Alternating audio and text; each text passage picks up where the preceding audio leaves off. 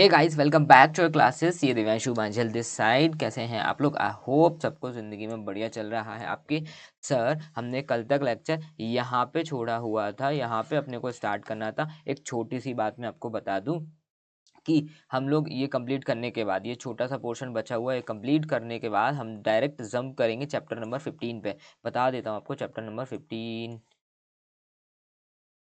आज हम लोग दो नए चैप्टर पढ़ेंगे, 10 मार्क्स के आने वाले हैं। आ जाओ फटाफट आ जाओ, बता देता हूँ कहाँ है ये।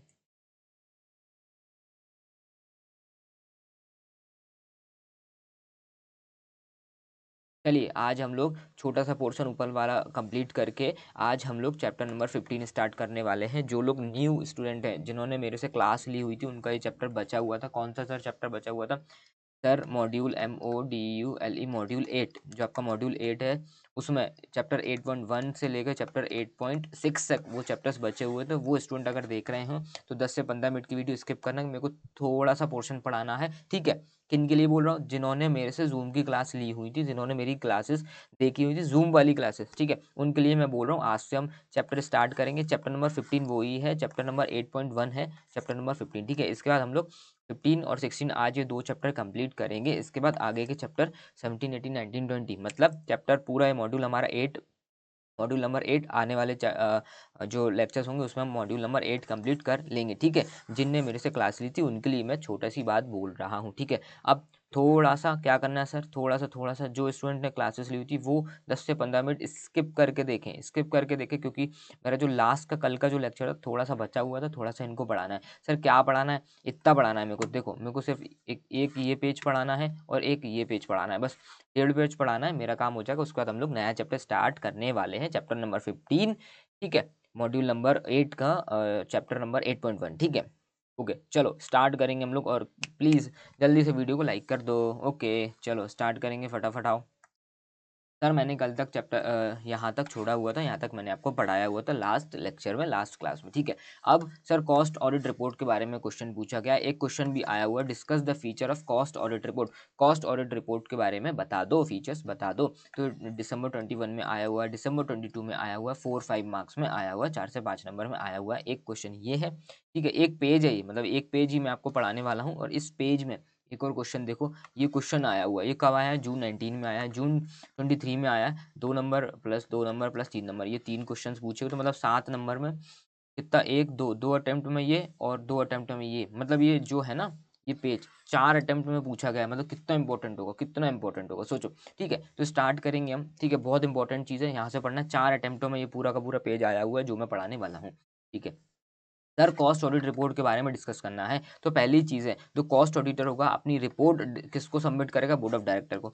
हमारा जो कॉस्ट ऑडिटर है, मतलब तुम लोग बोर्ड ऑफ डायरेक्टर को क्या करोगे? अपने कॉस्ट की रिपोर्ट सबमिट करोगे along with reservations, qualifications, observation और सजेशन। कुछ सजेशन देना है, कुछ ऑब्जर्वेशन तुमको मिला, कुछ क्वालिफिकेशन है, कुछ रिजर्वेशन, कुछ भी चीज़ डालना है तो तुम उस ऑडिट रिपोर्ट में डाल के दे दोगे। किस फॉर्म में दोगे सर? CRA 3 में दोगे, ठीक है। Within 180 days from the closure of the financial year. जो तुम्हारा फाइनेंशियल ईयर खत्म होगा उसके within 180 days, financial year खत्म हुआ उसके 180 डेज के अंदर अंदर तुमको देना है। सर मैंने लास्ट लेक्चर में तुमको पढ़ाया हुआ था, ये मैंने चार्ट भी बनाया हुआ था। ऑडिटर, तो कॉस्ट ऑडिटर है, कहाँ तक अपॉइंटेड रह सकता है? मैक्सिमम 30 सितंबर नेक्स्ट फाइनेंशियल ईयर। ये हमारा एक फाइनेंशियल ईयर था, ठीक है। यहाँ से 180 डेज तक ही ये अपॉइंटेड रह सकता है। तो उन्होंने बोला कि हमारा फाइनेंशियल ईयर खत्म होगा, उसके 180 डेज के अंदर अंदर, ठीक है, उसको क्या देना होगा?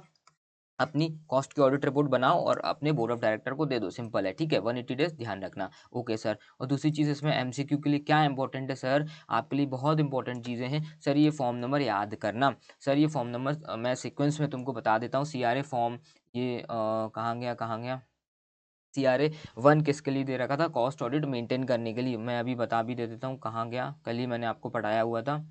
ये देखो, CRA 1 में क्या करना होगा? हर एक कंपनी को कॉस्ट रिकॉर्ड मेंटेन करना होगा। ये चीज़ लिख के चलो, या फिर एक पेज में मैं चिपका के तुमको दे दूंगा, CRA 1, ठीक है। उसके बाद हमारा CRA 2 था, कंपनी नोटिस देगी सेंट्रल गवर्नमेंट को कि हमने क्या किया है, हमने ऑडिटर अपने अपॉइंट कर लिया। ये चीज़ देखो, company shall notice to central government CRA 2 within 30 days, ठीक है कि भैया हमने हमारा ऑडिटर अपॉइंट कर लिया, ठीक है CRA 2। फिर CRA 3 में हम लोग क्या करेंगे, CRA 3 में हमारा ऑडिटर रिपोर्ट देगा बोर्ड ऑफ डायरेक्टर को। और CRA 4 में कंपनी सेंट्रल गवर्नमेंट को रिपोर्ट दे देगी, ठीक है। 4 फॉर्म नंबर अपने को याद करना है, CRA 1, CRA 2, CRA 3, CRA 4, ठीक है। ये चीज़ कहीं भी चिपका के रखो, स्टिकी नोट्स वगैरह में लगा के रखो, क्योंकि याद करना है, ठीक है। लास्ट डे भी अपने को याद करना है, MCQ वगैरह के लिए बहुत इंपॉर्टेंट है। ओके ओके सर, ये वाला मैंने आपको पॉइंट पढ़ा दिया कि भैया अपनी रिपोर्ट 180 दिन के अंदर अंदर कॉस्ट ऑडिटर अपने बोर्ड ऑफ डायरेक्टर को देगा, ठीक है। अब बोर्ड ऑफ डायरेक्टर क्या करेगा, उसमें भेलपुरी खाएगा क्या? कभी नहीं खाएगा सर।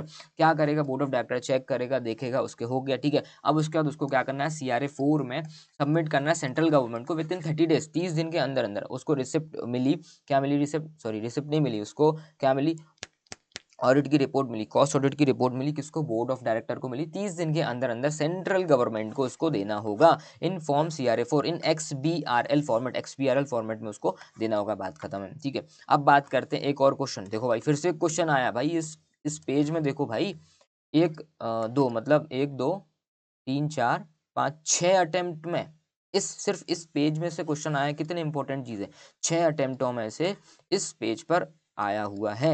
ओके, क्या आया है सर, इसमें से ही क्वेश्चन बने हुए हैं। सर रिम्यूनरेशन के बारे में बात करेंगे, हमारे कॉस्ट ऑडिटर की रिम्यूनरेशन क्या होगी, कितना पैसा उसको मिलेगा। Company is required to constitute audit committee. देखो, अगर कंपनी को ऑडिट कमेटी बनाना है तो यहाँ आ जाएंगे, नहीं बनाना है तो यहाँ आ जाएंगे। अगर कंपनी ने ऑडिट कमेटी है तो मतलब ऑडिट कमेटी कौन होती है, दादाजी, उनसे पूछ लो भैया हम हमारे ऑडिटर को कितना पैसा दें, कितनी रेम्यूनरेशन देना है, ठीक है। तो वो रिकमेंड कर देंगे, ठीक है। तो क्या बोला, ऑडिट कमेटी अगर है तो ऑडिट कमेटी रिकमेंड कर देगी remuneration of cost auditor to board of director, ठीक है। बोर्ड ऑफ डायरेक्टर कंसीडर करेगा और अप्रूव कर देगा। बोर्ड ऑफ डायरेक्टर देखेगा, हाँ भाई ठीक है, अप्रूव कर देगा।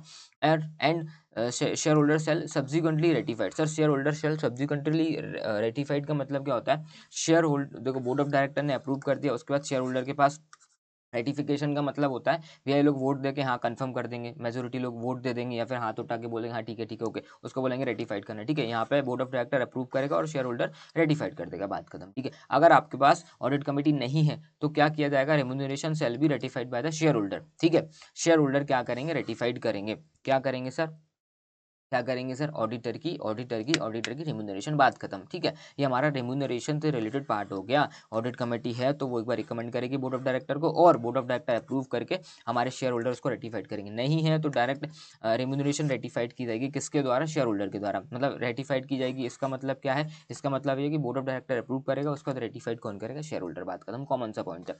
Is rotation is applicable to cost auditor, क्या, जैसे अभी मैंने आपको बताया ना सर, क्या बताया था, हम 2 3 क्लास पहले बताया था कि भैया जो हमारा कंपनी का ऑडिटर होता है, कौन, चार्टर्ड अकाउंटेंट, वो रोटेट होता है हर 5 साल में, एक कूलिंग पीरियड होता है तो रोटेट होता है। तो उन्होंने यहाँ पे बोला कि भैया ऐसा कुछ भी नहीं है, सेक्शन 143, एक मिनट, हाँ, सेक्शन 148 क्या बोलता है, क्वालिफिकेशन डिस्क्वालिफिकेशन राइट्स एंड, एक मिनट,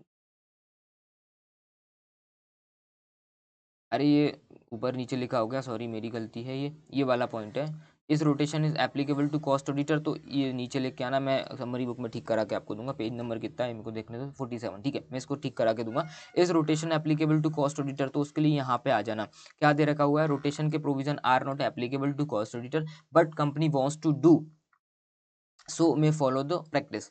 देखो रोटेशन का नहीं लगता है, कॉस्ट ऑडिटर के ऊपर रोटेशन का प्रोविजन नहीं लगता है, ठीक है। लेकिन कंपनी चाहे तो कर सकती है, लेकिन अगली पॉइंट में क्या बोला, स्टैट्यूटरी प्रोविजन नहीं है कि आप रोटेशन ऑफ ऑडिटर करें, मतलब कंपनी चाहे तो कर ले, वैसे कंपनीज लॉ कुछ भी नहीं बोलता है इसके बारे में, ठीक है। ये करेक्शन मैं कर लूंगा सिर्फ लेक्चर में, मतलब मेरी जो बुक में इसमें करेक्शन नहीं, मैं करेक्शन करवा के दूंगा। ये जो 6 पॉइंट है ये वाला है, ठीक है सर। उसके बाद क्या है सर, कुछ और सेक्शन, 2 सेक्शन और पढ़ लो कि section 148 provides that qualification disqualification rights duties and obligation applicable to auditor appointed under section 139 shall also apply to cost auditor. Sir मतलब क्या बोल रहे हो, सेक्शन देखो, क्वालिफिकेशन डिस्क्वालिफिकेशन ऑफ ऑडिटर मैंने तुमको पढ़ाया हुआ है, क्वालिफिकेशन क्या होता है ऑडिटर का, चार्टर्ड अकाउंटेंट का, ठीक है। डिस्क्वालिफिकेशन क्या होता है, राइट्स एंड ड्यूटीज क्या होता है, मैं वापस लेके आ रहा हूँ तुम्हें उन्हीं सेक्शंस पे, ठीक है। वो चार्टर्ड अकाउंटेंट पे भी लगता है, कॉस्ट ऑडिटर पे भी लगता है। और एक और चीज़ है सेक्शन 143 राइट्स एंड ड्यूटीज़ के बारे में बात करता है। मैं बढ़ा रहा हूँ, चिंता मत करो, टेंशन मत लो। वो सेक्शन 143 राइट्स एंड ड्यूटीज़ के बारे में बात करता है, वो कॉस्ट ऑडिटर पे भी लगता है। और सेक्शन 143 सबसेक्शन 12 मैंने वहाँ पे भी पढ़ा था, फ्रॉड रिपोर्टिंग, फ्रॉड की जो रिपोर्टिंग है वो कॉस्ट ऑडिटर पर भी लगती है। ठीक है, तो ये दो सेक्शन क्या बोलते हैं मैं बताता हूँ। सेक्शन 148 बोलता है कि भैया क्वालिफिकेशन डिस्क्वालिफिकेशन तुम्हें भी लगेगा। तो सर क्या था बता दो फटाफट, मैं लेके आ रहा हूँ सर। 1 मिनट रुके, दिखेगी आपको समरी बुक, अभी आपको नहीं दिख रही होगी।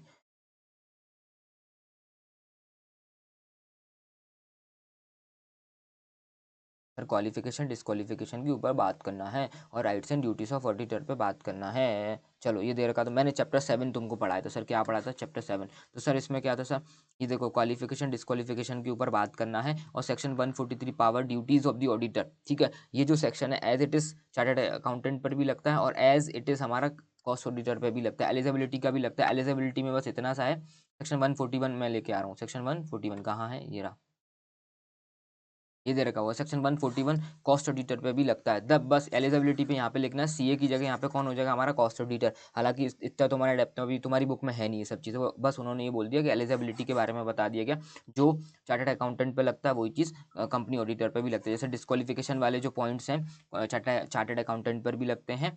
ठीक है, और इस पे लगते हैं कॉस्ट अकाउंटेंट पर भी लगते हैं। ये सारे पॉइंट तुम्हारे कॉस्ट अकाउंटेंट पर भी लगेंगे। ठीक है, पर और ये वाली चीज़ भी ठीक है। और सेक्शन 143 कहाँ गया, rights and duties of the auditor. यहाँ पे भी चार्टर्ड अकाउंटेंट पे भी लगता है, कॉस्ट अकाउंटेंट पे भी लगता है। मतलब कॉस्ट अकाउंटेंट क्या करेगा, बुक्स ऑफ अकाउंट को चेक कर सकता है, उसकी पावर है। ठीक है, कहीं पे भी रखी हो, रीजनल ऑफिस पे रखी हो, कहीं पे भी रखी हो, वो चेक कर सकता है। ठीक है, कुछ क्या दे रखा है, कुछ अगर उसको एक्सप्लेनेशन चाहिए, इन्फॉर्मेशन चाहिए तो ऑफिसर वगैरह से ले सकता है और 6 मैटर्स को वो इंक्वायर कर सकते हैं। ये सारी चीज़ें कॉस्ट ऑडिटर पे भी लगने वाली है। ठीक है सर, कोई दिक्कत नहीं है।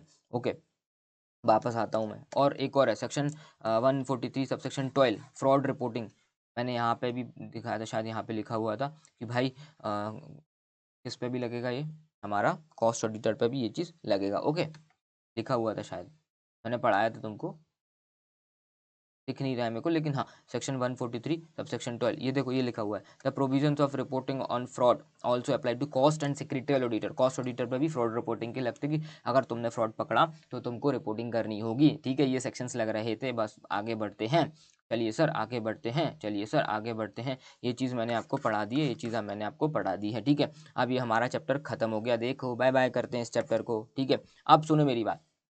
एक क्वेश्चन आया हुआ था सर, ये जून 19 में आया हुआ था, जून 23 में आया हुआ था, दो दो तीन मतलब कि सर दो ये आया था, 2 मार्क में पहला पूछा था और 2 मार्क में दूसरा पूछा था, 3 मार्क में तीसरा वाला पूछा हुआ था। सर इन्होंने पहला क्या पूछा, submission of cost audit report to the board of director by the cost auditor. देखो क्वेश्चन पढ़ लो पहले।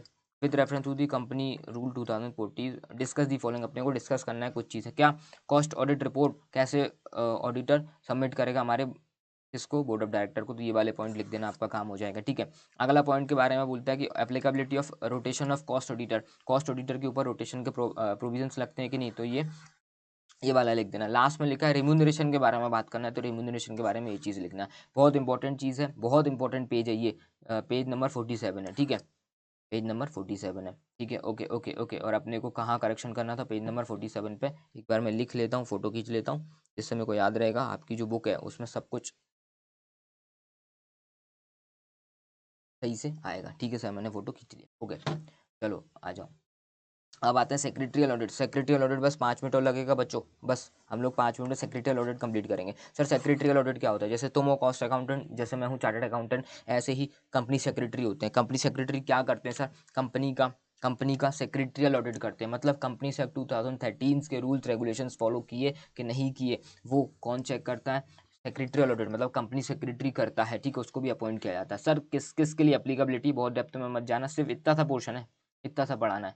ठीक है सर, किस किस पर लगता है वो चीज़ आप बता दो। क्वेश्चन भी आया हुआ था दिसंबर 23 में, 7 मार्क्स का। हर एक लिस्टेड कंपनी पर लगता है, सारी लिस्टेड कंपनी को सेक्रेटरियल ऑडिटर अपॉइंट करना होगा। ठीक है, हर एक पब्लिक कंपनी जिसका paid of share capital 50 crore और मोर है। ठीक है, पब्लिक कंपनी जिसका paid of share capital 50 crore और मोर है, पब्लिक कंपनी जिसका टर्नओवर 250 करोड़ और मोर, 250 करोड़ और मोर है। और एवरी कंपनी, यहाँ पे एवरी कंपनी, सारी कंपनीज को ले लेंगे जिसका आउटस्टैंडिंग लोन और बोरिंग, इसका उधार वगैरह है बैंक से, पब्लिक फाइनेंशियल इंस्टीट्यूशन से 100 करोड़ और मोर। इसको कैसे याद करना है, 50, 250 एंड 100, इस तरीके से करना है। 50 करोड़ और मोर, 250 करोड़ और मोर, 100 करोड़ और मोर। ये एप्लीकेबिलिटी है, किसकी एप्लीकेबिलिटी है, हमारे सेक्रेटरियल ऑडिटर मतलब सीएस की एप्लीकेबिलिटी है, ठीक है। 50 करोड़ और मोर, 250 करोड़ और मोर, 100 करोड़ और मोर, ठीक है।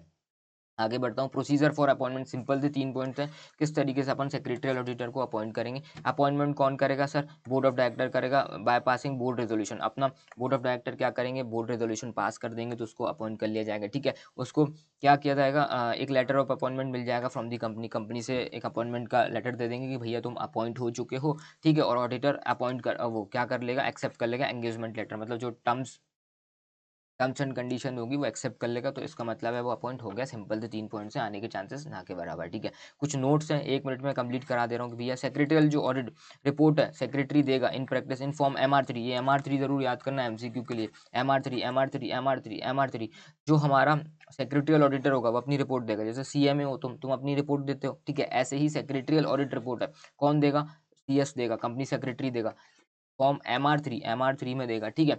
मेंबर ऑफ इंस्टीट्यूट ऑफ मतलब ये बोल रहे हैं कि ICSI का जो मेंबर होगा जिसके पास क्या होगा, प्रैक्टिस सर्टिफिकेट ऑफ प्रैक्टिस होगा, मतलब प्रैक्टिसिंग कंपनी सेक्रेटरी होगा, वो ही सेक्रेटरियल ऑडिट कर सकता है, हिंदी में बता दिया आपको, ठीक है। फिर तीसरी चीज़ क्या है, जो एक लिस्टेड एंटिटी है, जो लिस्टेड एंटिटी का मतलब है जो सेबी के पास रजिस्टर्ड होगी, ठीक है। और कोई भी बॉम्बे स्टॉक एक्सचेंज या फिर नेशनल स्टॉक एक्सचेंज पे क्या लिस्टेड होगी, उसके शेयर्स मार्केट में क्या होंगे, मतलब उसने मार्केट से पैसा उठाया, बदले में शेयर्स उसने दिए, सिंपल सी बात है। जो लिस्टेड एंटिटी है उसको क्या करना होगा, secretarial compliance report. Secretarial compliance report मतलब जो CS की जो रिपोर्ट होगी स्टॉक एक्सचेंज को देना पड़ेगा, स्टॉक एक्सचेंज को देना पड़ेगा, NSE या BSE जहाँ पे भी वो रजिस्टर्ड है, मोस्टली कंपनी दोनों ही उसमें रजिस्टर्ड होती है, ठीक है। तो NSE BSE जहाँ पे भी आप रजिस्टर्ड हो, जिस स्टॉक एक्सचेंज पे आप रजिस्टर्ड हो, विद 60 डेज, 60 दिन के अंदर अंदर from the end of financial year खत्म होगा उसके 60 दिन के अंदर अंदर तुमको वह रिपोर्ट देनी होगी। Secretarial audit report shall be read in annual general meeting. जो एनुअल जनरल मीटिंग होगी हमारे शेयर होल्डर्स की, उसमें ये रिपोर्ट पढ़ी जाएगी, बात खत्म। यहाँ पे आपको लिखने के लिए दिया गया, लव लेटर वगैरह लिख सकते हैं। अब मैं आ रहा हूँ चैप्टर नंबर 15, चैप्टर नंबर 16, जिसके लिए बच्चों को बेसब्री से था इंतज़ार। हमारे कुछ बच्चे जिनने मेरे से क्लासेस जूम पर ली हुई थी, उनके लिए उनका चैप्टर पेंडिंग था, तो हम यहाँ पे स्टार्ट करने वाले हैं, ठीक है। चलो हम लोग इस चैप्टर को स्टार्ट करते हैं। ये थोड़ा दिखेगा टाइम लेगा बट दिखेगा। ये रहा।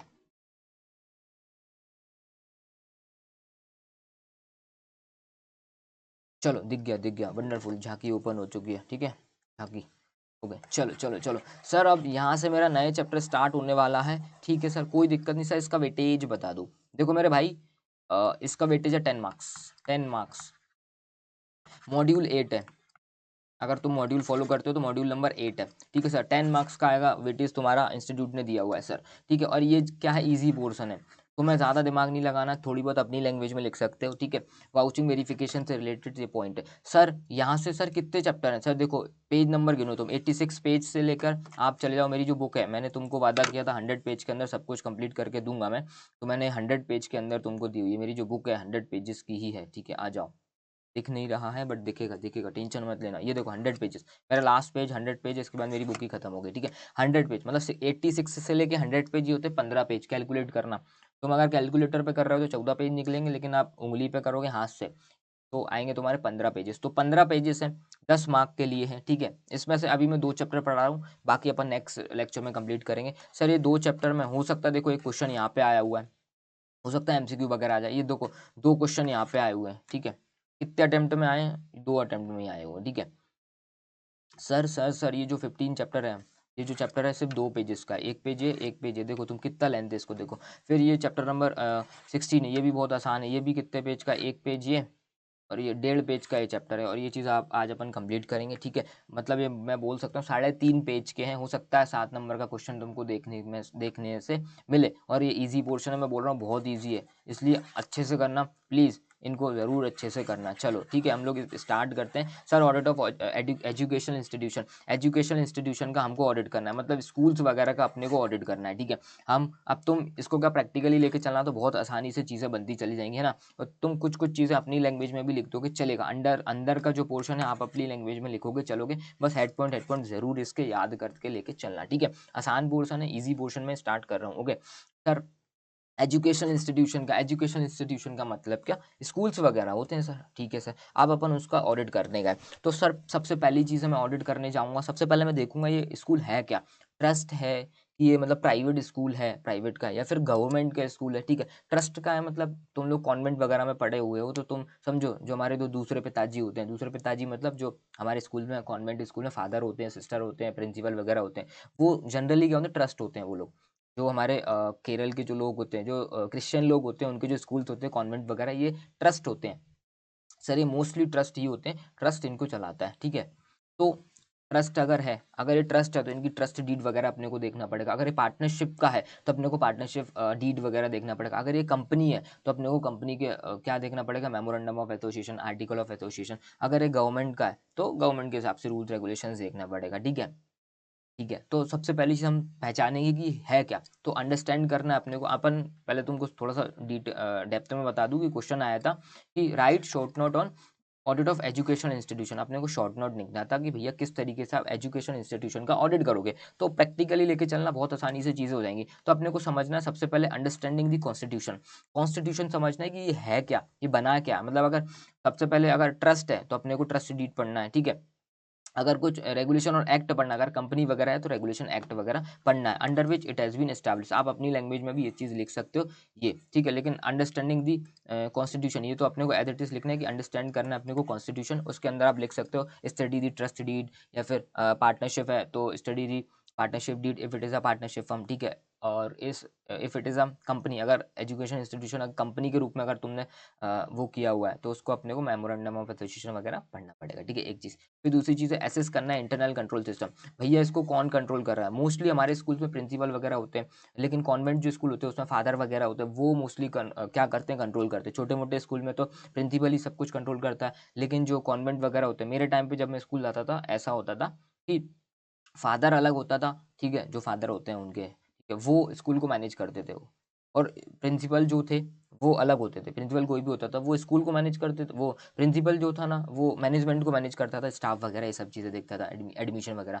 और जो फादर होते थे वो पूरा स्कूल देखते थे, ठीक है, ऐसा होता था। ओके, तो assess the internal control system, आपको इंटरनल कंट्रोल सिस्टम देखना है, कौन किसको मैनेज कर रहा है, किस तरीके से चीज़ें हो रही है, एसेट्स एसेट को कैसे मैनेज कर रहा है। तो यहाँ पे क्या लिखा है, एवेल्यूट करना है internal control system associate with the acquisition and maintenance of assets, authorization of transaction, ये सब इतना ही लिख दो बहुत है भाई। अपने को क्या करना है, एवेल्यूट करना है internal control system associated with the acquisition, को acquisition and maintenance of asset, asset को एक्विजिशन कर रहे हो, खरीद रहे हो तुम, ठीक है।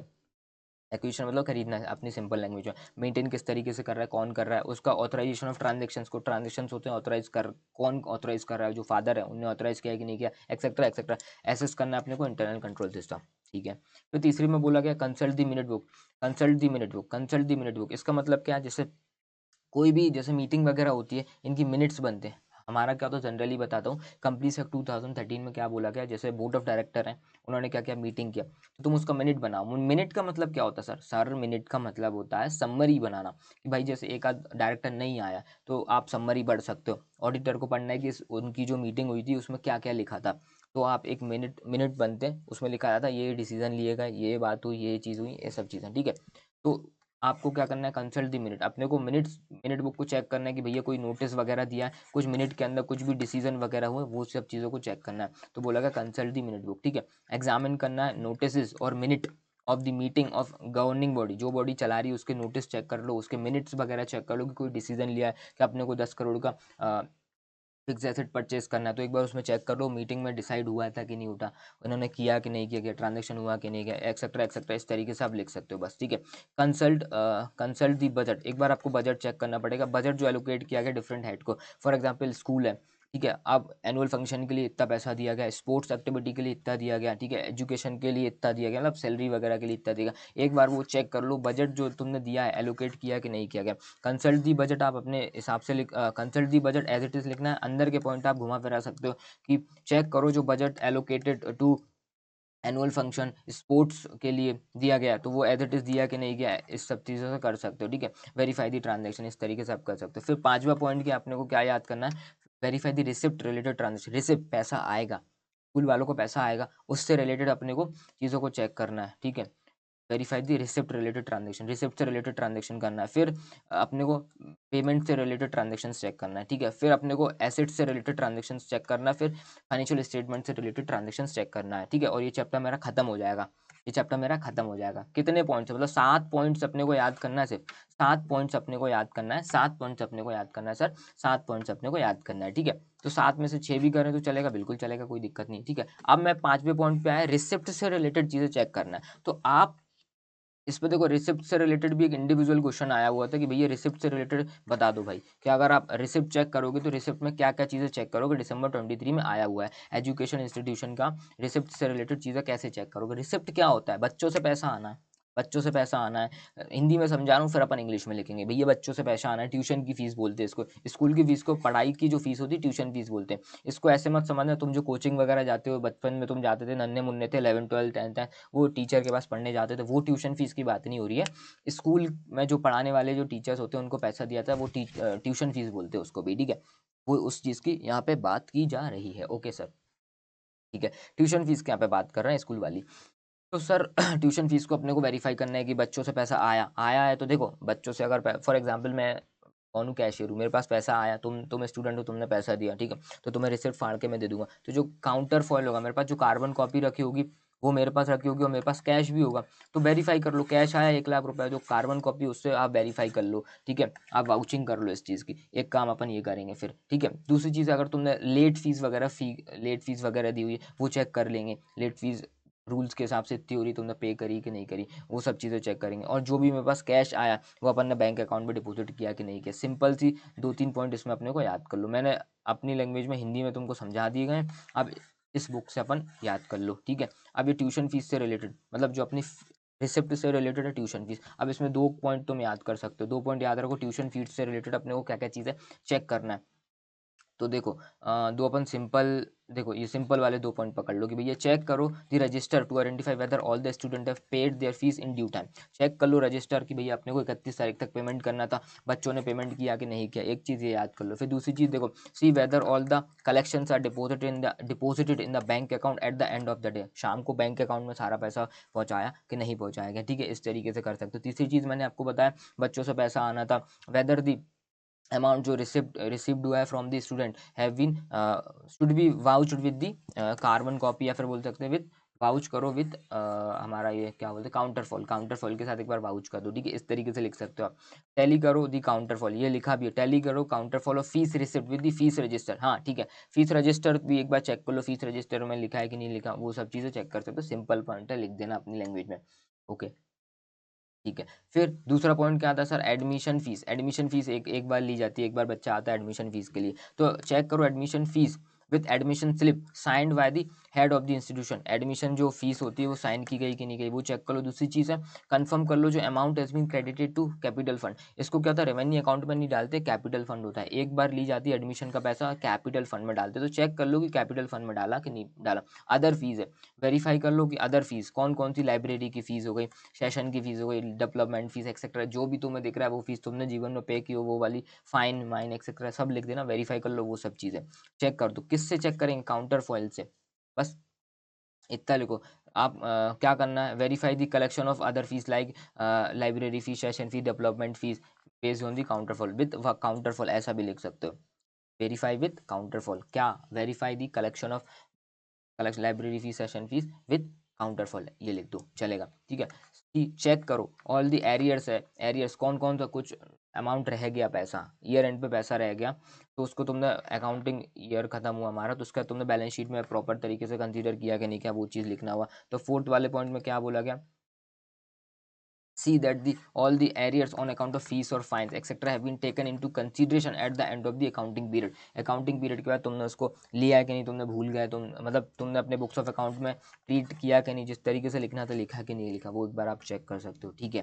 फिर लास्ट में है, see that student free studentship या फिर concession has been granted by person authorised to do so having regard to the prescribed rule. मतलब क्या बोला गया कि जैसे कुछ फ्री स्टूडेंट्स को अपन स्कूल में एंट्री दिला देते, मतलब फ्री में पढ़ा दिया कुछ बच्चे को, या फिर किसी को कंसेशन दे दी फीस वगैरह में, तो जो जिस व्यक्ति ने ग्रांट की, जिसने मतलब दिया है कंसेशन वगैरह दिया है, तो वो ऑथराइज था कि नहीं था, ये भी अपन चेक कर लेंगे। तो सिंपल सा पॉइंट अपने को कुछ रिसिप्ट से रिलेटेड, ये तुम 4 पॉइंट आराम से लिख दो, आपका काम हो जाएगा, ठीक है। सिंपल पॉइंट चल रहा है, थोड़ा बहुत लैंग्वेज ऊपर नीचे भी होगी, चलेगा, ठीक है। अच्छा ठीक है। बस अगर हाँ, ये हॉस्टल से रिलेटेड एक आध पॉइंट और देख लो कि भैया देखो, ये हॉस्टल से रिलेटेड क्या आती है, ट्रस्ट है। ट्रस्ट का क्या, स्कूल भी है और हॉस्टल है, दोनों कंबाइंड, ठीक है। बगल में हमारी हॉस्टल है और बगल में हमारा स्कूल है, इस तरीके से होते हैं। तो उन्होंने बोला कि भैया हॉस्टल की ड्यू है, रिकवरी हुई कि नहीं स्टूडेंट से, वो भी चेक कर सकते हो। जो कॉशन मनी तुमने वापस दी कि नहीं, बहुत सारे पॉइंट बन सकते हैं। अगर तुम चाहो बहुत सारे पॉइंट अपने लैंग्वेज में आप बना सकते हो कि भैया हॉस्टल की जो रिसिप्ट, हॉस्टल की जो फीस है स्टूडेंट की, आई कि नहीं आई है, ठीक है। ये सब चीज़ें चेक कर सकते हो विद काउंटर फॉइल के साथ, ठीक है। कॉशन मनी उनको रिफंड कर दी गई है, ठीक है।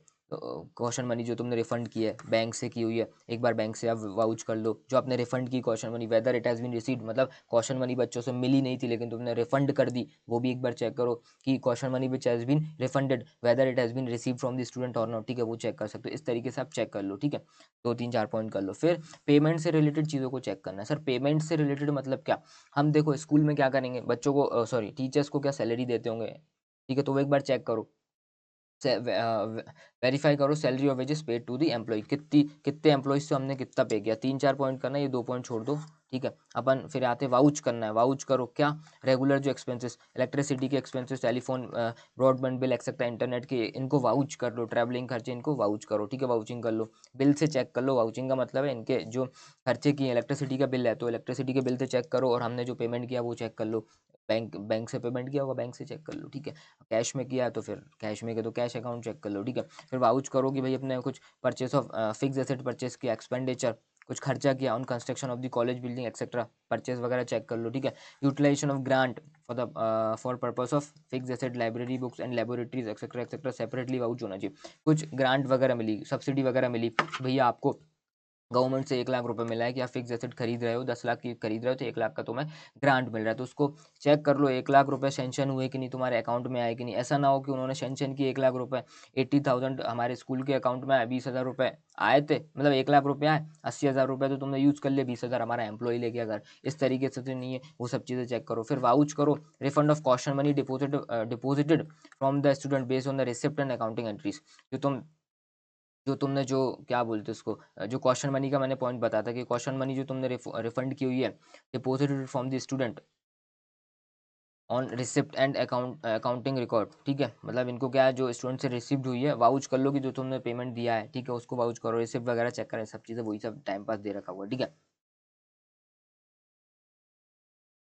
ओके उसके बाद क्या है, एग्जामिन करना था पेमेंट ऑन हॉस्टल फैसिलिटी, ठीक है। एग्जामिन कर लो पेमेंट, कौन कौन से पेमेंट आप एग्जामिन कर सकते हो भैया, रिपेयर एंड मेंटेनेंस का एक बार कर सकते हो, इलेक्ट्रिसिटी बिल का एक्सेट्रा एक्सेट्रा, फूड का, ये सब चीज़ों को क्या करो, एग्जामिन करो। सिंपल से पॉइंट है, 5 पॉइंट याद कर लो। अब इसमें समझाने का कुछ भी नहीं, नॉर्मल सी चीज़ें दे रखी है। Verification of assets and liabilities, sir अपने को वेरीफाई करना है assets and liabilities. Sir assets and liabilities को कैसे, सर एसेट्स में क्या होगा मेरे पास, पहली चीज़ होगी मेरे पास फिक्स एसेट होगा, तो एक बार उसको फिजिकली देख के आओ कि भैया मेरी लैंड है, तो मतलब स्कूल की लैंड है कि नहीं है, उसकी वैल्यू कितनी है। फिर दूसरी चीज़ उसमें अमोर्टाइजेशन लग रहा है कि डेप्रिसिएशन लग रहा है कि नहीं, लगाया कि नहीं लगाया गया, ठीक है। अब ये तो हमारे एसेट्स से रिलेटेड। अब दूसरी चीज़ है इन्वेस्टमेंट से रिलेटेड, स्कूल के पास पैसा है, उसने कहीं इन्वेस्ट किया होगा। सर कहाँ पे इन्वेस्ट कर सकते हैं, कहीं भी कर सकते हैं। फॉर एग्जाम्पल स्कूल स्कूल ने क्या किया, एक एफडी बना ली बैंक में। अब एफडी पे क्या होता है, इंटरेस्ट आता है, इंटरेस्ट पे टीडीएस कटता है, तो अब चेक करो कि टीडीएस कटा कि नहीं कटा, और टीडीएस कट गया रिफंड आया कि नहीं आया, वो सब चीज़ें आप चेक कर सकते हो, ठीक है। इस तरीके से आप चेक करते हो। तो हमारे 3 पॉइंट तो यहीं पे हो गए कि कंडक्ट करो physical verification of tangible fixed asset as shown in the fixed asset register, और it is as it is, हाँ ठीक है, फिक्स एसेट रजिस्टर में जो हमारे फिक्स एसेट दिख रहे हैं उसको आप एक बार फिजिकली वेरीफाई करके आओ, ठीक है कि नहीं है। बिल्डिंग तुम बता रहे हो अपने फिक्स एसेट रजिस्टर में है कि नहीं है, और चेक करो वेदर दी डेप्रिसिएशन और amortization has been provided as per the policy adopted, ठीक है। डेप्रिसिएशन अपने को जिस हिसाब से लगानी थी एसएलएम बेसिस से या फिर वेटेड एवरेज से लगाई कि नहीं लगाई गई, ठीक है। फिर तीसरी चीज़ है वेरीफाई करो टीडीएस का रिफंड आया है कि नहीं आया, वो सब चेक करो एक बार। इंटरेस्ट जो इंटरेस्ट आना था इन्वेस्टमेंट से, उस पर टीडीएस कटा होगा, तो उसका रिफंड आया कि नहीं आया, ठीक है। ये तीन, 1 2 3 4 3 पॉइंट है, sorry sorry sorry sorry 3 point है, 1 2 3 पॉइंट, 3 पॉइंट करो और एक आध पॉइंट और कर लो, चौथा पॉइंट, क्योंकि एसेट से रिलेटेड अपने को करना है। हाँ वेरीफाई करो इन्वेंट्री, आप इन्वेंट्री को वेरीफाई कर सकते हो, फर्नीचर को कर सकते हो, स्टेशनरी को कर सकते हो, क्लोथिंग को कर सकते हो। क्लोथिंग मतलब जैसे आप हॉस्टल में रह रहे हो तो आपको बेडशीट वगैरह हॉस्टल वाले दे रहे हैं एक्सेट्रा, वो सब चीज़ें। टी शर्ट, हॉस्टल की टी शर्ट है तो वो सब चीज़ों की इन्वेंट्री चेक करोगी। है कि नहीं अपने पास। स्टॉक रजिस्टर से चेक करना है, स्टॉक रजिस्टर में दिखा रहा है कि आपके पास 1 लाख रुपए का फर्नीचर है, तो आप फिजिकली एक बार चेक कर लो कि फिजिकल है कि नहीं है वो furniture, etcetera etcetera. Stationery check कर सकते हो, ठीक है। बस ये 3-4 पॉइंट कर लो, बहुत है। अब लास्ट में आता है हमारा चैप्टर खत्म हो रहा है, इसका एक लास्ट पॉइंट क्या बचा है sir? Verification of financial statement. एक फाइनेंशियल स्टेटमेंट को भी आपको वेरीफाई करना होगा। Verify that the financial statement देखो, अगर ट्रस्ट वगैरह है, नॉन प्रॉफिट ऑर्गेनाइजेशन है, तो इनका इनकम एंड एक्सपेंडिचर अकाउंट बनता है, ठीक है। तो फाइनेंशियल स्टेटमेंट को आपको वेरीफाई करना है। Have been prepared in form and manner as specified by the regulatory authority complying with the accounting standard and, ये डबल एल लिखा है तो एक एल कर देना इसको, ठीक है। Legal requirement, okay. क्या बोला गया कि इनको क्या है, इनकम एंड एक्सपेंडिचर अकाउंट है, ठीक है। इनका बैलेंस शीट वगैरह का जो भी ये लोग बना रहे हैं एज पर अकाउंटिंग स्टैंडर्ड के हिसाब से बनाए हैं, ठीक है। और किसके हिसाब से बना है, रूल्स रेगुलेशंस के हिसाब से बना है, वो सब चेक कर लेना। चैप्टर मेरा खत्म हो गया, आसान था, 2 पेज का चैप्टर था सर, ठीक है, हो गया सर। और इससे भी आसान चैप्टर हेल्थ ऑर्गेनाइजेशन का है सर। अगले चैप्टर पर मैं जा रहा हूँ, आप चाहें तो 5 मिनट का ब्रेक ले सकते हैं। ये हमारा 1.5 पेज का चैप्टर है। चलो काय को लेना ब्रेक, बेटा पढ़ो शांति से, एग्जाम आ रहे हैं तुम्हारे, ठीक है। हेल्थ ऑर्गेनाइजेशन के बारे में इन लोगों ने बात की हुई है। तब तक हम पानी पियेंगे, हेल्थ सुधारेंगे अपनी।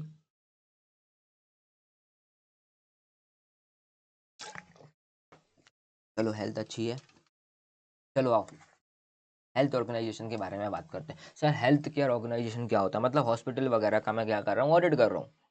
सेम जो पॉइंट्स ऊपर पढ़े थे सेम पॉइंट्स यहाँ पे। प्रोसीजर क्या होगी, हेल्थ केयर ऑर्गेनाइजेशन का आप ऑडिट कर रहे हो तो इसकी प्रोसीजर क्या होगी। राइट ए शॉर्ट नोट लिखने को आया था, ऑडिट ऑफ हॉस्पिटल का ऑडिट कर रहे हो। ये आया था जून 17 में भी आया था, जून 23 में भी आया हुआ था, ठीक है। ये 2 बार आया हुआ था 4 मार्क्स के अंदर, ओके सर। सबसे पहली चीज मैंने ऊपर भी पढ़ाया हुआ था, सेम चीज यहाँ पे। पहले कॉन्स्टिट्यूशन समझो, ऊपर ऊपर के पॉइंट पढ़ा रहा हूँ, फिर अपन अंदर जाएंगे, ठीक है। अंडरस्टैंड दी कॉन्स्टिट्यूशन की भैया है क्या ये। ट्रस्ट है तो ट्रस्ट डीड पढ़ो, पार्टनरशिप है तो पार्टनरशिप एग्रीमेंट पढ़ो, कंपनी है तो memorandum and article of association पढ़ो, एक चीज। फिर दूसरी चीज है इंटरनल कंट्रोल सिस्टम को एसेस करना है, ऊपर भी मैंने पढ़ाया हुआ था। तीसरी चीज है कंसल्ट दी मिनट बुक, ऊपर भी मैंने पढ़ाया हुआ था। फिर वेरीफाई करना है, रिसिप्ट्स को अपने को वेरीफाई करना है। सिंपल सिंपल पॉइंट्स है, वेरीफाई दी पेमेंट फिर verify the assets and liability, verification of financial statement. ये 7 पॉइंट के अंदर जा रही है गाड़ी, ठीक है। अपनी गाड़ी 7 पॉइंट के अंदर जा रही है। अब पहले पॉइंट के अंदर अपने को क्या लिखना है सर, बता दिया तुमको कि भैया अगर आपके ये ऊपर वाली लाइन काट देना, भले स्टडी करो ट्रस्ट डीड अगर if it is a trust, ठीक है। पार्टनरशिप एग्रीमेंट को स्टडी करो if it is a partnership firm.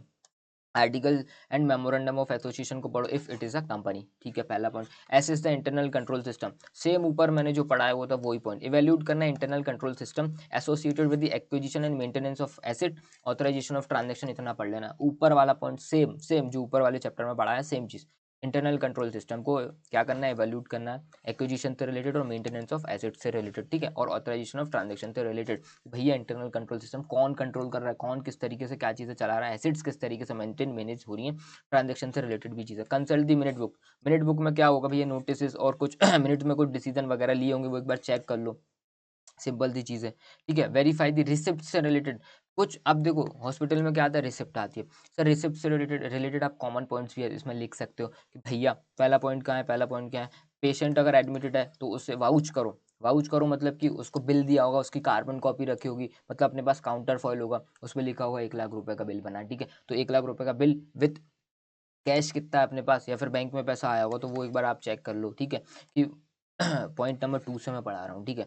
Vouch करो collection from the patient admitted bye paying the bed based on the patient admission registration counter follow up receipt, ऐसा लिख सकते हो आप। वाउच वाउच करो कलेक्शन फ्रॉम द पेशेंट, ठीक है, admitted from counter follow up receipt, ठीक है, या फिर कॉपी ऑफ बिल, इस तरीके से आप आसान तरीके से लिख सकते हो, ठीक है। वाउच करना है collection from the various pathological test based on counterfoils of receipt और कॉपीज ऑफ बिल, मतलब इनका मतलब ये कहना है कि भैया हॉस्पिटल के अंदर हमारी पैथोलॉजी लैब है, ठीक है। अब फॉर एग्जांपल 10 ब्लड के टेस्ट हुए, ब्लड टेस्ट हुए 10, ठीक है। तो अपने को क्या है उसकी कॉपी, टेस्ट हुए 10 टेस्ट हुए तो उसकी जो बिल की कॉपी होगी उससे चेक कर लो टेस्ट कितने हुए, 10 हुए। काउंटर फॉलो रिसिप्ट और पैसा कितना आया, 10 का पैसा आया कि नहीं आया, वो सब चीज़ों से चेक कर सकते हो कलेक्शन, ठीक है। वाउच करो donation based on counter follow receipt, ठीक है। कोई व्यक्ति अपने को डोनेशन दे गया, हॉस्पिटल में कोई डोनेशन वगैरह दे गया तो रिसिप्ट से चेक करो काउंटर फॉलो रिसिप्ट। हाँ 1 लाख रुपए की कोई मेरे को डोनेशन दे गया तो मैं रिसिप्ट बना के देखूंगा, मैं रिसिप्ट बना के दूंगा, ठीक है। उसकी जो कार्बन कॉपी होगी मतलब काउंटर फॉलो का उससे मैं चेक करूंगा। सिंपल से पॉइंट्स यहाँ रिसिप्ट से रिलेटेड, ठीक है। एक आध पॉइंट और पढ़ लो, ये इंटरेस्ट आ रहा है, कुछ डिविडेंड की इनकम और should be vouched with reference to the investment register and interest and dividend warrant. ठीक है, अगर मैंने 1 लाख जैसे मैंने क्या किया, हॉस्पिटल है, हॉस्पिटल का 1 लाख रुपए का हमने बैंक में एफडी कर दी, अब उससे इंटरेस्ट आ रहा है, तो एफडी का क्या होगा, एफडी का सर्टिफिकेट बनता है, भैया 1 लाख रुपए का तुमने यहाँ पे हमारे बैंक में एफडी वगैरह की हुई है, इतना बड़ा वो होता है, जिससे अपन चेक कर लो कि हाँ भाई इन्हें इन्वेस्टमेंट किया हुआ है, इसका इंटरेस्ट आया है, तो आप उसको क्या कर सकते हो, वाउच कर सकते हो। 4-5 पॉइंट इसमें से याद कर लो, बस बहुत है, बहुत है। और ठीक है, बहुत है। रिसिप्ट से रिलेटेड चीज़ हो गई, अब पेमेंट से रिलेटेड चीज़ हो गई, तो पेमेंट से रिलेटेड मैंने यहाँ पे टिक लगा के रखा हुआ है। पेमेंट, पेमेंट मतलब अपन ने पेमेंट दिया होगा, तो सर पेमेंट किसको दिया होगा, सर पहली चीज़ है स्टाफ को पेमेंट दिया होगा, और हमारे हॉस्पिटल के जो डॉक्टर्स होते हैं उनको पेमेंट दिया गया होगा। ठीक है, 2 पॉइंट दिख रहे हैं अपने को। ठीक है, ठीक है, ठीक है, तो अपन यहाँ पे 2 पॉइंट याद करो। और तीसरा चीज़ है कैपिटल एक्सपेंडिचर, लैंड बिल्डिंग वगैरह परचेस की होगी तो उसके लिए अपन ने पेमेंट दिया होगा, तो वेरीफाई करना है कैपिटल एक्सपेंडिचर। कैपिटल एक्सपेंडिचर मतलब बड़ा लैंड बिल्डिंग वगैरह ये सब चीज़ें खरीदी होंगी, तो वेरीफाई कर लो कि जो कैपिटल एक्सपेंडिचर है विथ रिलेटेड टू या फिर एसोसिएटेड विथ, कुछ भी लिख दो चलेगा। ठीक है, machinery, furniture, vehicle etcetera is approved and supported by the documentary evidence. मतलब अगर हॉस्पिटल ने लैंड बिल्डिंग मशीनरी कुछ भी खरीदी है तो वो हायर अथॉरिटी से क्या होना चाहिए, अप्रूव्ड होना चाहिए। दूसरी चीज़ है डॉक्यूमेंट्री एविडेंसेस, मतलब उसका काउंटर फॉइल, बिल वगैरह, इनवॉइस वगैरह, ये सब चीज़ अपने को मिलना चाहिए, उससे आप वेरीफाई कर लो। ठीक है, दूसरी चीज़ है वाउच कर लो सैलरी पेड टू स्टाफ को अटेंड, स्टाफ को अगर आपने सैलरी दी गई तो आपको क्या करना है, वाउच करना है। किससे वाउच करना है, अटेंडेंस रजिस्टर से कर सकते हो, पे रोल से कर सकते हो। ठीक है, इतना याद रखो बस। ठीक है, उनका अटेंडेंस होगा ना, अपना अटेंडेंस चेक कर लो कितने लोग आते थे, ठीक है, उससे आप चेक करो इन्होंने सैलरी कितनी दी है। ठीक है, ओके सर। उसके बाद करो डॉक्टर का रेम्यूनरेशन, वेरीफाई कर लो डॉक्टर का रेम्यूनरेशन। कैसे वेरीफाई करेंगे, देखो दो चीज़ होती है, अगर सैलरी बेसिस पे है डॉक्टर तो उसको तो सैलरी से अपने को चेक करना है उसकी अटेंडेंस कितनी। ठीक है, अगर कुछ डॉक्टर्स ऐसे होते हैं विजिट बेसिस पे होते हैं कि भैया, विजिट बेसिस पे कि भैया हॉस्पिटल में वैसे 20 दिन आऊँगा, 20 विजिट करने आऊँगा, 2 घंटे बैठूंगा, जितने पेशेंट है दिखा लो चले जाओ, 20 विजिट है तो उसको 20 विजिट का, एक विजिट का 1,000 दे रहे हैं, तो ठीक है, इस तरीके से अपन 20 विजिट का कैलकुलेट करके दे दो, तो अपन विजिट के हिसाब से चेक कर लो। तो उन्होंने यही बोला है कि भैया उसको रेम्यूनरेशन जितनी दे रखे हो वेरीफाई कर लो उसकी list of visits and operation perform. अब दूसरे टाइप का वो होते हैं, कौन, बड़े बड़े जो डॉक्टर्स होते हैं ऑपरेशन के बेसिस पे आते हैं, भैया आज एक ऑपरेशन है हम 1 लाख रुपए देंगे, सॉरी हम आज 1 लाख रुपए लेंगे, ऑपरेशन कर दिया, ऑपरेशन मतलब चीरा फाड़ी करना। ठीक है, तो वो भी चेक कर लो कि भैया महीने में इतने ऑपरेशन हुए, इतना इनको पेमेंट दिया, वो चेक कर सकते हो। ठीक है, फिर आप वेरीफाई कर लो purchase of pathological test kits, जो हम ब्लड वगैरह निकालते हैं, इनका किट वगैरह जो आती है वो चेक करो। एक्सरे प्लेट्स हो गई, अदर कुछ कंज्यूमेबल मेडिकल वगैरह, जो भी चीज़ मेडिकल के इक्विपमेंट वगैरह आपने कुछ भी परचेस किया तो उसका अगर अपना पेमेंट दिया होगा तो उसकी रिसिप्ट आई होगी अपने पास। ठीक है, वो चेक कर लो, उसका इनवॉइस आया होगा, रिसिप्ट नहीं आई होगी, उसका इनवॉइस वगैरह आया होगा, वो चेक कर लो। ठीक है, और वाउच कर लो कुछ ओवरहेड के एक्सपेंसेस, जैसे कि टेलीफोन का बिल, इलेक्ट्रिसिटी का बिल, फ्यूल का बिल एक्सेट्रा, इंटरनेट का बिल, ये सब चीज़ें चेक कर लो। किससे चेक करेंगे, बिल वगैरह से, उनके बिल होंगे ना। ये चीज़ हमारी पेमेंट से रिलेटेड चीज़ें हो गई। फिर एसिड से रिलेटेड ऊपर जो मैंने पढ़ाया था सेम चीज़ यहाँ पे भी चेप देना, एसिड से रिलेटेड भैया फिजिकल वेरिफिकेशन आपको करना होगा फिक्स एसिड वगैरह का। ठीक है, प्रॉपर एडिक्वेट डेप्रिसिएशन लगा के नहीं गई, वो चेक कर लो। ठीक है, तीसरा पॉइंट है स्टॉक रजिस्टर से चेक करो, वेरीफाई करो स्टॉक रजिस्टर से क्या मेडिसिन, फूड के जो कुछ आइटम है, अदर इक्विपमेंट। ठीक है, ये चीज़ 3 पॉइंट करो, बहुत है। फिर लास्ट पॉइंट हमारा फाइनेंशियल स्टेटमेंट को चेक करना, ये ऊपर वाले जैसा है लास्ट चैप्टर जैसा, कि वेरीफाई करना है फाइनेंशियल स्टेटमेंट जो तुमने बनाया हुआ है किस तरीके से बनाया हुआ है, किस तरीके से बनाया हुआ है, अप्रोप्रिएट फॉर्मेट में होना चाहिए, to the nature and ownership structure of the organization. मतलब अगर नॉन प्रॉफिट ऑर्गेनाइजेशन है तो उन्होंने जिस रूल्स रेगुलेशन से बोला उस टाइप से बनाया कि नहीं। ये लाइन लिखना है तो लिखो, नहीं लिखना है तो भाई साहब ये वाली आप लिख सकते हो, कोई दिक्कत नहीं है, ये वाली आप लिख दो, कोई दिक्कत नहीं, चलेगा। ठीक है, ये लाइन लिखो, आपका काम हो गया। यहाँ पे आप चाहे अपने लव लेटर लिख सकते हो। चलो चैप्टर 15-16 मैंने निपटा दिया है और हमारा ड्यूरेशन क्या 42 मिनट्स का हो गया है। इस लेक्चर को मैं यहीं विदा करता हूँ, इसको अपन यहीं पे कंप्लीट करते हैं। ठीक है, अब नेक्स्ट लेक्चर में 17, 18, 19, 20 4 चैप्टर हम लोग कंप्लीट करेंगे, जितना समय मिलेगा उस हिसाब से हम लोग कंप्लीट करेंगे। और प्लीज़ जल्दी से फटाफट कमेंट में बताना किस टाइप के आपको लेक्चर लग रहे हैं, मज़ा आ रहा है कि नहीं आ रहा पढ़ने में। ठीक है, चलो जब तक के लिए टेक केयर, बाय बाय, मिलते हैं नेक्स्ट लेक्चर में।